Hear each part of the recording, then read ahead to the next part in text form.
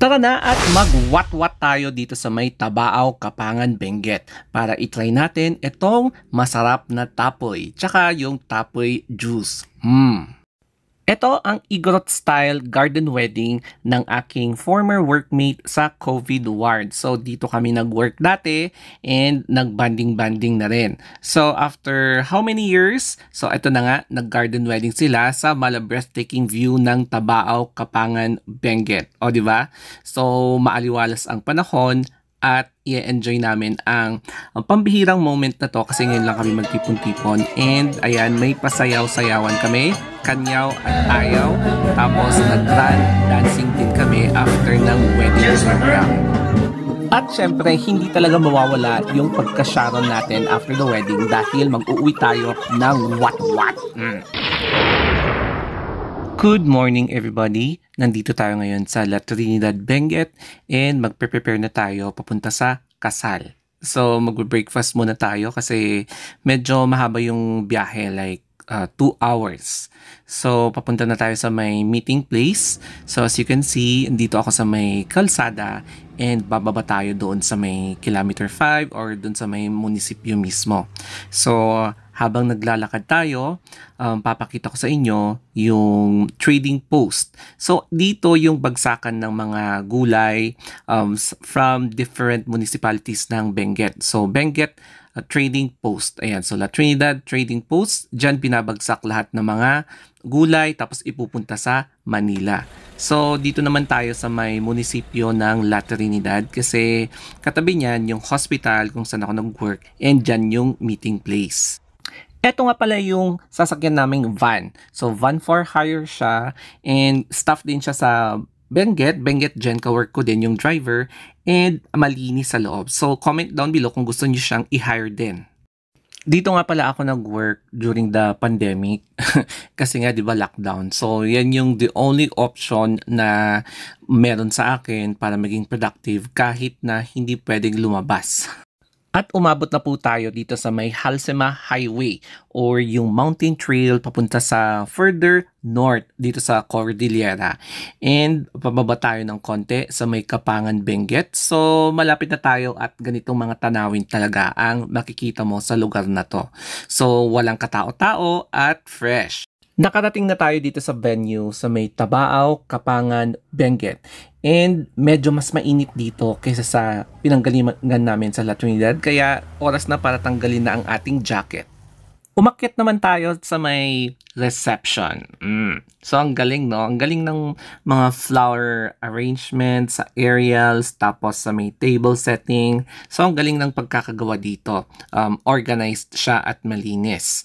At ngayon naman, after nating i-inspect, pumunta naman tayo yung venue ng marriage ceremony, yung wedding ceremony mismo.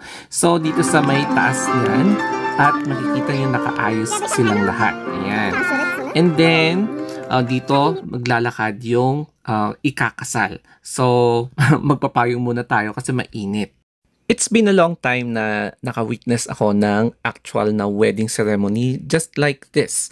So, ang ganda ng pagkakagawa din ng aisle ng mga wedding planner or yung mga florist, no? Ang galing, napakalinis yung ginawa nila.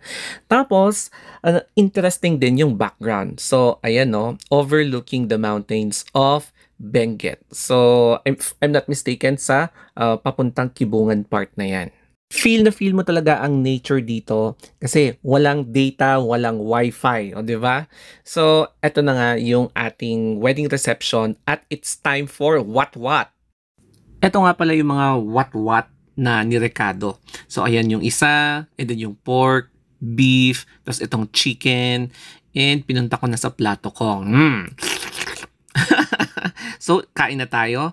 Tapos, meron ding pang dessert. So, may langaw lang ng konti, syempre, pero masarap siyang dessert. At meron pang humabol dito na baka. So, grabe, ang dami talagang pagkain dito. Ang daming what-what, promise. Dito sa Cordillera, ang dami-daming gustong pumila. Kasi nga, kilala ang mga Cordillerans na hindi madamot pagdating sa kasal. Ngayon naman, tikman natin itong bugnay, tsaka yung bugnay juice. So, in fairness, masarap itong juice na to, tamang-tama sa kasal na to. Pero syempre, hinding-hindi talaga mawawala ang pag-Sharon. So, kung kilala mo si Sharon Cuneta, ganito ang ginagawa kapag may kasal. Dito naman yung part kung saan magkakaroon ng speech yung mga principal sponsors tsaka yung mga secondary sponsors. Tapos saglit lang talaga, natapos agad, and then eto na, yung gangsa. Dito sa Cordillera, hinding-hindi mawawala ang kanyaw na nakikita mo rin kapag nagsisiwit sa mga beer house. So parang ganitong ganito yung eksena and ang saya na maki-join dito. Yun nga lang, habang sumasayaw sila, syempre ako naman abala sa pagiging Sharon Cuneta. At ito na nga ang binalot ko, yung binigay nila na bulalo. Ayan, so iuuwi ko to sa bahay. After ng gangsa ng newlywed couple tsaka ng principal at secondary sponsors, kami naman ngayon ang mag-participate dito sa Grand March. So, halos lahat kami sumayaw. And then, ayan, hanggang lumalim na yung gabi. So, ganyan yung eksena until uminom kami ng maraming bugnay juice. So, ang sarap ng bugnay juice talaga. So, kailangan namin magpaalam kasi may duty pa yung kasama namin mamayang 11 p.m. So, dito na kami sa van. So, medyo nabitin kami pero ganun talaga ang buhay. And ayun na nga, paakyat na kami. So, makikita nyo, umaarangkada na yung ating van. Pero, kailangan naming mag-stop over kasi yung iba is medyo nahihilo na kaya kailangan magpalabas ng sa bunganga nila. So, andito na kami sa wakas sa La Trinidad and napansin ko may bagong second Jollibee franchise pala dito, no? So, puntahan ko nga yan next time. Uwi na tayo. Agad ako nag-shower pagdating ko ng bahay kasi nga 'di ba galing ako ng party tapos mainit and pinagpawisan talaga ako. So, para naman maging fresh ako kinabukasan, o 'di ba? Ang ganda din ng lighting dito sa amin kapag gabi kasi parang mga alitap-tap. So, overlooking itong Benguet Sports Complex.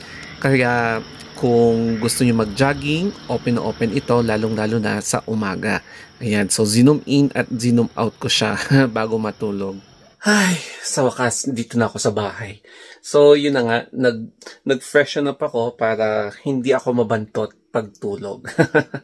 So, kapag nagustuhan nyo itong vlog ko, don't forget to follow me sa ating Instagram account, The Story of Anthony, pati na rin sa Threads, sa YouTube, and then sa Facebook, and pati na rin sa TikTok. Okay? So, that's it guys. Good night and sleep tight.